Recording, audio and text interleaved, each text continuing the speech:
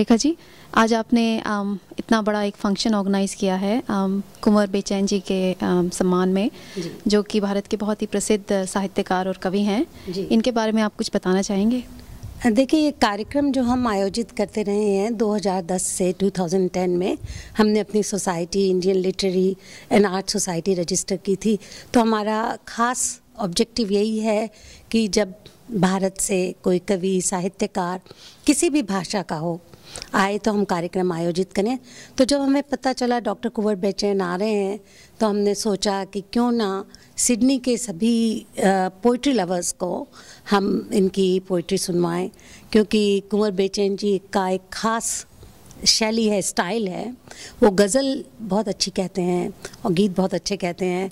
तो ये सोचकर हमने ये इवनिंग रखी, और हमारा ये भी मकसद है कि नई पीढ़ी, नई जनरेशन हमारे इस तरह के कार्यक्रमों के साथ, पोइट्री, आर्ट, लिटरेचर, इन सब के साथ जुड़े, और हम ऑस्ट्रेलिया की कल्चर को बाहर इंडिया तक ले जा सकें, ये भी हम करना चाहते हैं।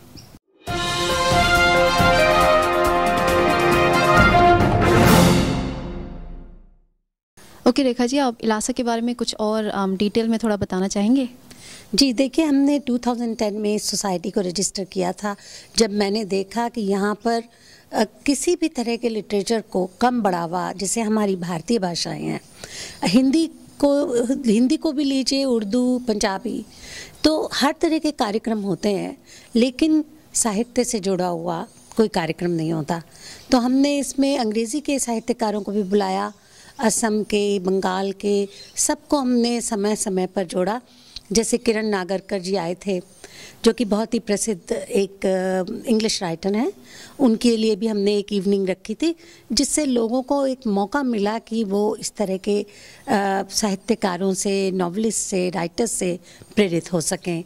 तो ये हमारा मकसद है।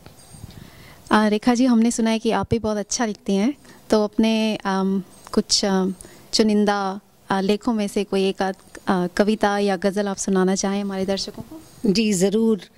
एक छोटी सी 4 लाइनें मैं आपके दर्शकों को सौंपना चाहती हूँ। अपनी किस्मत को कुछ ऐसे भी संवारा जाए, अपनी किस्मत को कुछ ऐसे भी संवारा जाए, गुज़रे लम्हात को फिर आज पुकारा जाए। ना कोई शिकवा शिकायत ना गिला आज करें, चंद लम्हों का सफ़र साथ गुजारा जाए, चंद लम्हों का सफ़र साथ गुजारा जाए। तो ये चंद लम्हे हम हंसी खुशी बिता लें अपने साहित्य और कला। हमने कला के भी, आर्ट की भी एग्जीबिशंस 2 बार लगाई। इंडिया से आर्टिस्ट आए हुए थे, तो उन्होंने शोकेस करनी चाहिए। और हमारे दूसरी बात बता दूं, ऑस्ट्रेलिया वाइड हमारे इलासा के कॉन्टैक्ट पीपल हैं, कोऑर्डिनेटर्स हैं।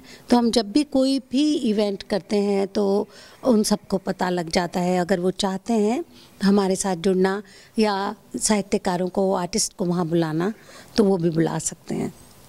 थैंक यू रेखा जी, आपका बहुत बहुत थैंक यू। हमारे दर्शकों से आपने बात की और अपने ऑर्गेनाइजेशन के बारे में उनको कुछ बताया, अपने बारे में कुछ बताया, और इतना अच्छा आप लिखती हैं। आपका बहुत बहुत शुक्रिया। Thank you. आप सबका भी बहुत बहुत शुक्रिया।